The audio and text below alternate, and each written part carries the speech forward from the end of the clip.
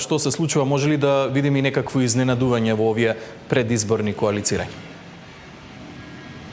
Иван, што се однесува до Таравари, предпоставам дека изненадување би било доколку тој остане во владата, имајќи ги и неговите позиции, меѓутоа и позициите на неговите довчерашни коалициони партнери, имајќи ги предвид позициите кои што ги споделува ВМРО-ДПМН, може да се каже дека изненадување ќе биде доколку тој остане во владата. Неговото однесување, сите оние турбуленции кои што настана пред се во Вреди, може би не ги забрза подготовките за локалните избори, но секако ги натераа партиските лидери да почнат да ги цртаат оние кругови на соработници со кои што би можеле да соработуваат на овие локални избори.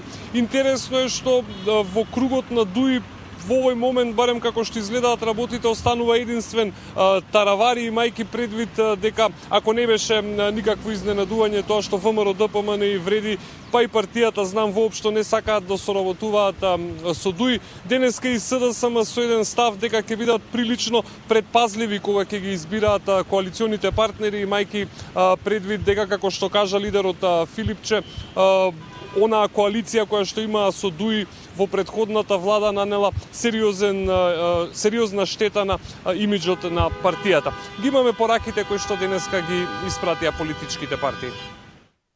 Опозицијскиот лидер очекува распад на владеачката коалиција, но не сака да се меша во односите меѓу владините партнери.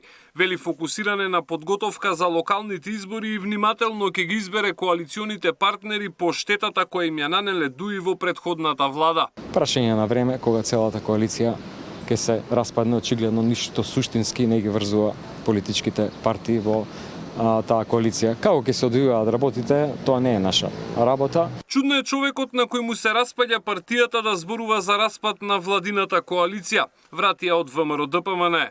Ако е така, тогаш вистинскиот лидер и финансиер Зоран Заев немаше да биде во формален екзил. Во тек се активностите во рамки на партиските структури во пресред на локалните избори. За изборите забрзано се подготвуваат и во ЗНАМ.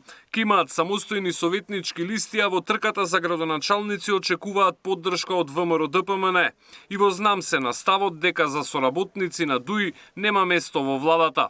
Се уште немаме разговарано за било каква соработка со Вреди на предстојните локални избори, а отворени сме за соработка, имаме формирано тим за разговори. Во албанскиот политички блок очекувано фокусот е Таравари.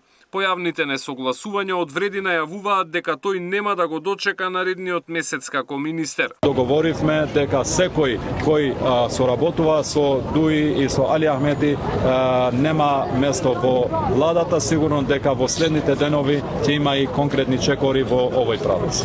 Но Таравари не делува многу загрижен. По напуштањето на Вреди и тој почна да се подготвува за самостоен настап на изборите, а извори блиски до него не кријат дека очекува и поддршка од ДУИ.